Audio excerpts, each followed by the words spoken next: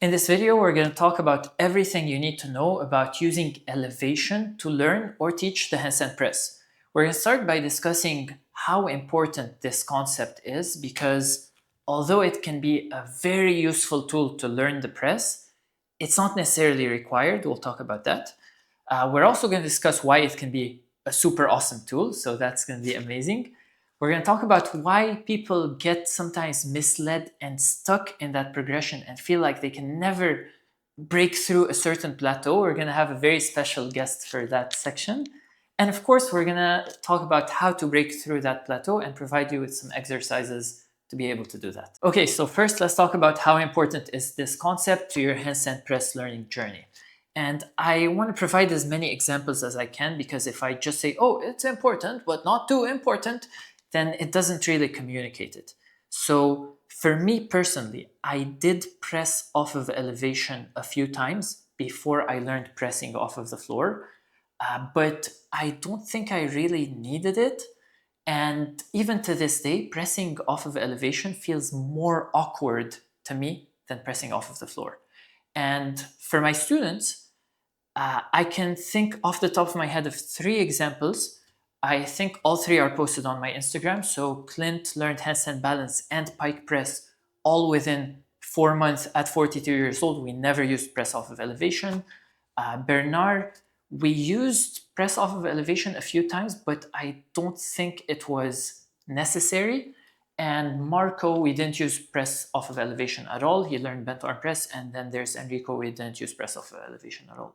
So these are all examples you can find on my Instagram, but this is just to let you know that you don't really need it if you try it and you feel like you don't like it.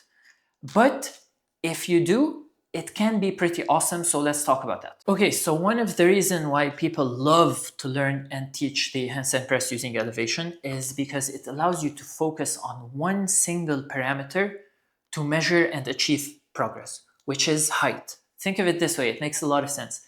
If you can get into a handstand slowly from a wall, then it makes sense that you can walk your feet a few inches down and still be able to do that. And then it makes sense that you can walk your feet a few more inches down and work on being able to do that. And then a few more inches down, being able to do that, a few more inches down, being able to do that. And this way you're only focusing on one single parameter until you finally reduce the height so much that you're pressing off of the ground, which is pretty awesome.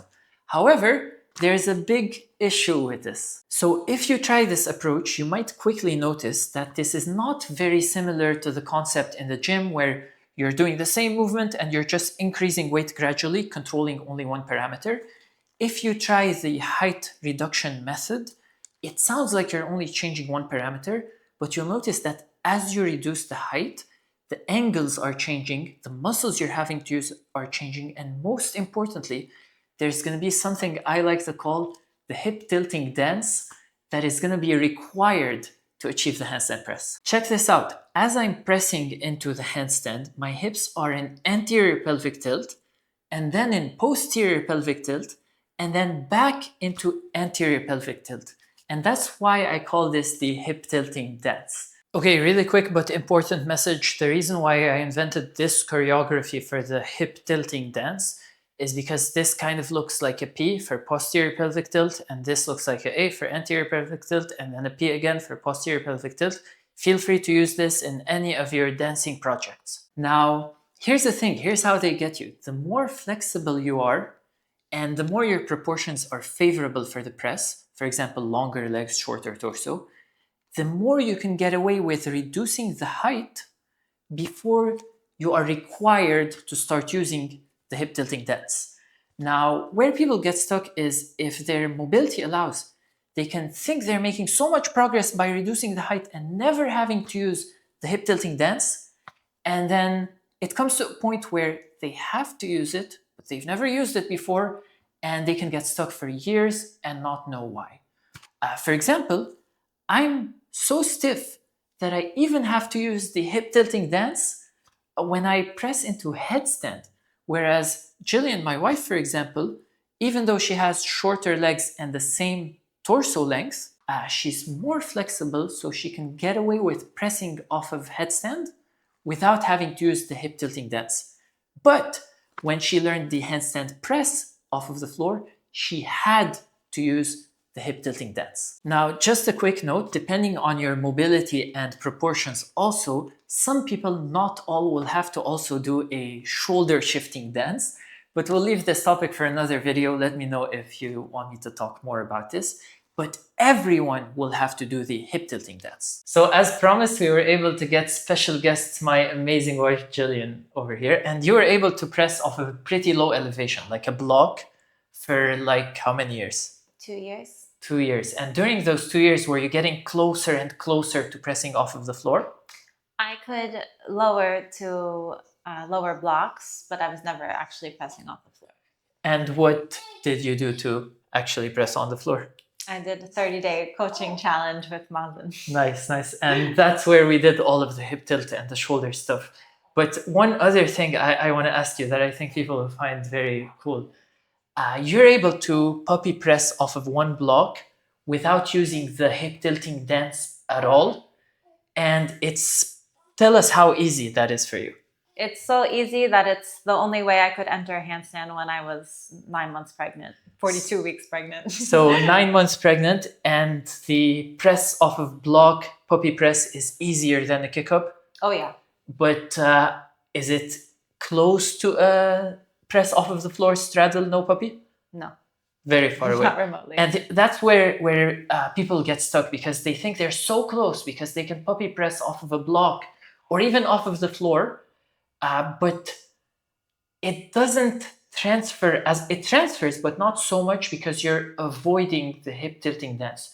You have a side hip motion, we'll show it on camera, but you're not having to do that hard part. Now, if this video just made you realize that you've been stuck with the handstand press off of elevation because you haven't practiced the hip tilting dance yet, don't worry. The first step is just the awareness. That alone will allow you to see things in a way that automatically will lead you to progress. Now, the second thing I'd like you to pay attention to before we cover the exercises is the mindset. I've seen in my experience coaching that the people who have these advantages in terms of mobility, in terms of proportions, who can get away with reducing the height so much before the hip tilting dance starts to kick in, once it kicks in, it may be a bigger obstacle mentally to overcome, because so far everything was kind of relatively easy, and now all of a sudden you have this huge amount of work, whereas other people who are more stiff have been kind of slowly working on this over time, and by the time they get to it, it doesn't seem as big of an obstacle.